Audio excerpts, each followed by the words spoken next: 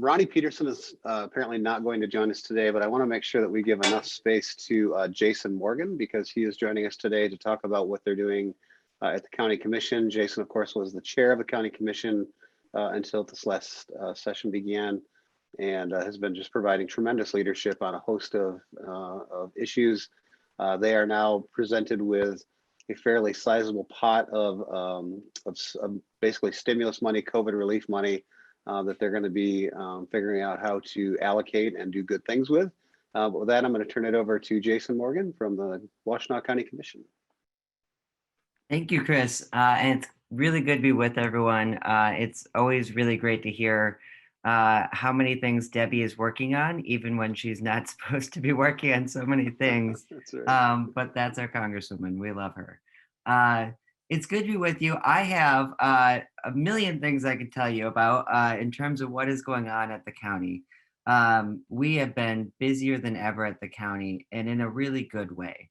We have always operated from this position of deficit, essentially, because county government and local government in general is so handicapped by the Headley Amendment. We really have a lot of challenges with really funding our priorities in many ways. But we are now in a position where we have almost $100 million to spend as a combination of $72 million from the American Rescue Plan. Thank you to Congresswoman Dingell, especially on that, as well as President Biden and our senators here. But that is huge, and that has been our biggest priority over the last month and a half here, trying to figure out how can we spend that money. It's one-time money, so we can only spend it once.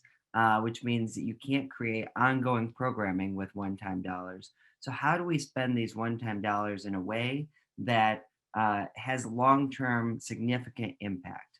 So that's sort of a general overview. I do have a PowerPoint, but I'll just show parts of this PowerPoint because I could talk all day and you don't have all day.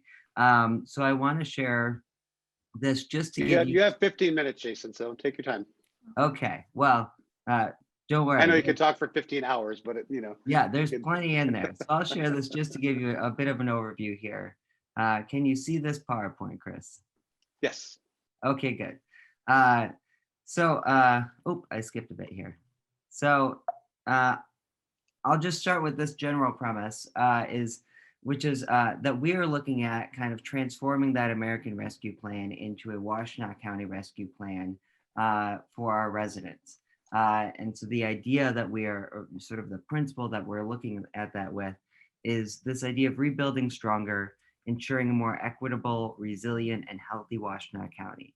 And that touches on everything that we do, from public health, of course, to mental health, to addressing climate change, and doing some long-term planning around carbon neutrality, which is something that I know we're talking about today. And so I'll focus a bit more on that particular piece of it than other pieces, but just know that as we're looking at this, we're really looking at it in a holistic way, thinking about how every piece of the county, every part of the county is impacted, and in a holistic way of where are the intersections of health and climate and jobs and economic development and supportive social safety net services for a whole community. That's how we're looking at this, really under this whole umbrella of equity and ensuring an equitable recovery for our community. So these are, I won't read through all this, but there are many big issues, but I've tried to sort of boil down a few of our biggest issues, and I've talked about these a little bit before, but just as a refresher, our top priority is ensuring health and safety of our residents when it comes to COVID response, investing critically needed resources, mental health, public health.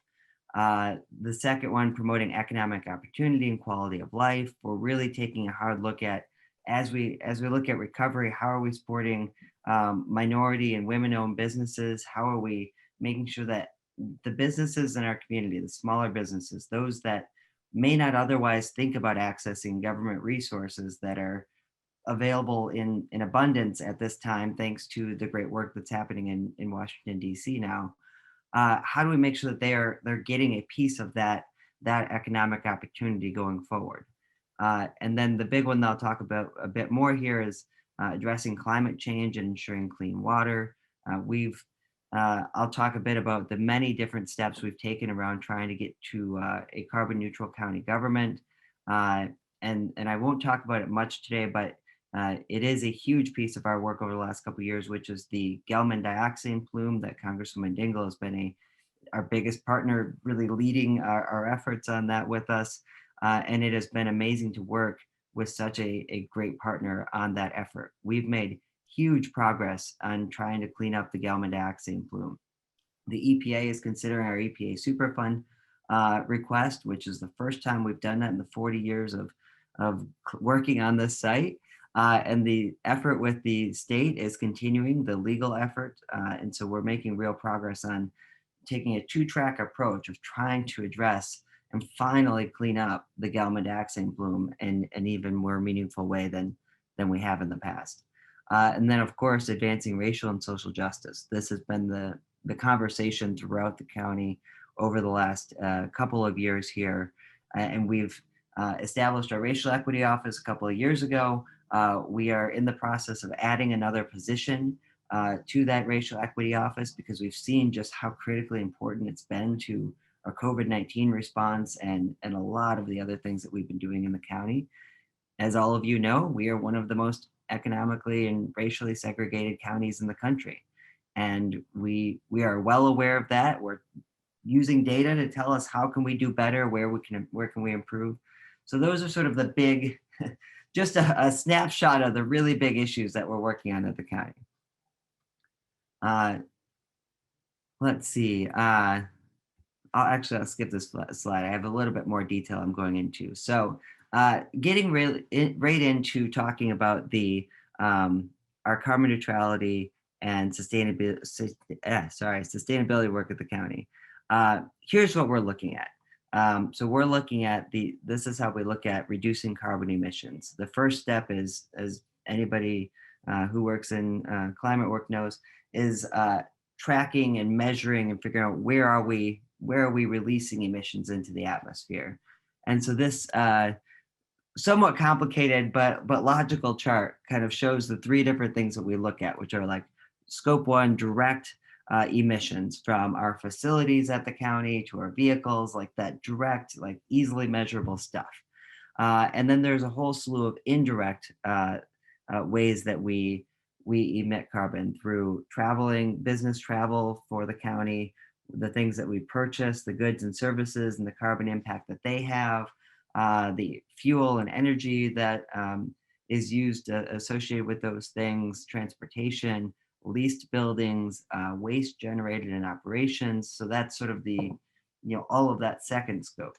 And then we get into the third scope, scope 3, which is the kind of the less easily tracked emissions. So other forms of transportation and distribution, processing of products, so downstream kind of activities on the back end of what we do at the county. And so we're trying to focus on all of these things. And one of the things that we've done more recently is shifted our focus not just to county government, but also shifted to county-wide. Quite frankly, looking directly at the work that's been happening in the city of Ann Arbor. Missy Stoltz, if any of you have heard her name, is somebody I think is absolutely brilliant. And we are so lucky to have her living in the county and working for the city of Ann Arbor. We're really looking to that work that's happening at the city.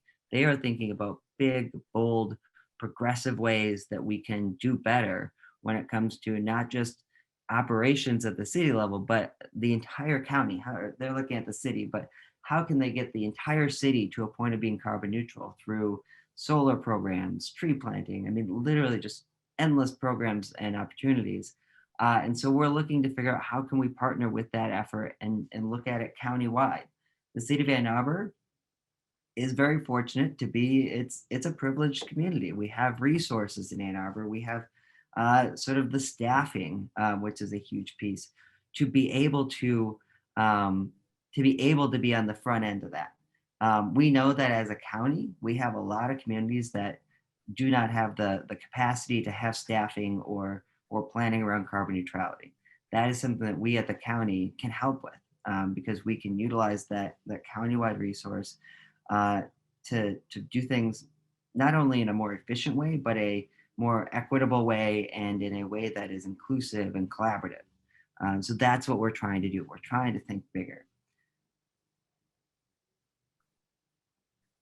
Okay, so here's just a snapshot of the major things that we've done at the county over the last few years. And I think I saw Michelle Dietrich on the call. She was very involved in helping us lead the effort to establishing our first environmental council in the county.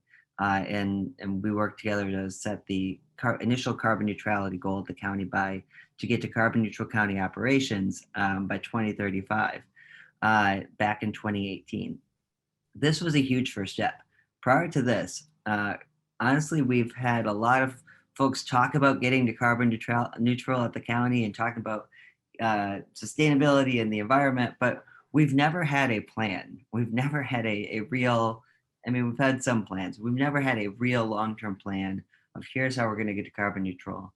And we haven't had a real inclusive community input process on that. And so we've had that since 2018, and it's been going really well. As we've moved through that process, we've figured out one, that we can get to carbon neutral by 2030. And so in 2020, just this past year, we set an even more bold and aggressive goal of getting to carbon neutrality by 2030 and expanding that to a county-wide effort rather than just county government. And part of that sort of moving up of the goal was that we invested $2.4 million in LED lighting throughout the county that had a significant impact. I think it was 28 to 30% reduction in our energy usage at the county, or carbon output at the county. And so that has been huge. And one of the things that we're looking at, in addition to exploring closer collaboration with the city of Ann Arbor, is how do we use those stimulus funds, those American Rescue Plan funds, in a way that that also helps reduce carbon impact. So the big thing that it's still in the initial stages of discussion right now, but what we're looking at is investing in a huge solar array in the county to help significantly offset our carbon emissions. So these are things that are really important, and we're moving in a really great direction. But part of the reason I wanted to talk with everybody about these things is that there's good stuff going on in our community, and we will soon be hitting a point of working on a carbon or climate action plan that will be community engaged, community involved, and we're going to want input and involvement in that to think about how do we get to that community-wide plan, which is a much bigger, more robust conversation. A couple other things we did is we did put a very small conservation district millage on the ballot, which provided ongoing funding to planting trees throughout the county and looking at conservation efforts in some of the rural parts of the county with farms and property owners out there. So there's some really good stuff happening. So I'll kind of skip through this because I don't know how much you want to know about all this. I will also share a much lengthier presentation from our county staff on some of this as well. But we have three general approaches: use less energy, create our own energy, offset that which we must use but cannot create.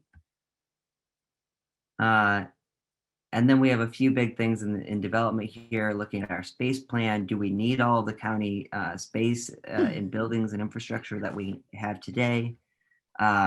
Where can we improve buildings? Where can we improve policies like fleet, green energies, electric vehicles, solar and wind power generation, all these things. And let me skip through here because I don't want to go over my time here. So then community-wide efforts. This is just a slide to show that we're measuring what our input or our output is at the county, what our carbon impact is. In 2019, which was when we had our last measurement here, we were putting out nearly 7 million metric tons of carbon. here at the county. But this is the first step, tracking where we're putting out, where we're having a negative impact so that we can improve these areas. And I think I'm actually gonna stop here, just because, let's see. Yeah, so I'll stop there because I will share this with Chris to share out. But the general message I want to share with folks is that we're doing we're taking some big bold action at the county when it comes to addressing climate, and I think a huge part of that long into the future is going to be, or not even long in the future, near term here is going to be community involvement, having people push us to invest the resources into addressing carbon neutrality and climate change, because those are not going to be easy decisions. Any investment we make in one area of our community is money that we're not using somewhere else.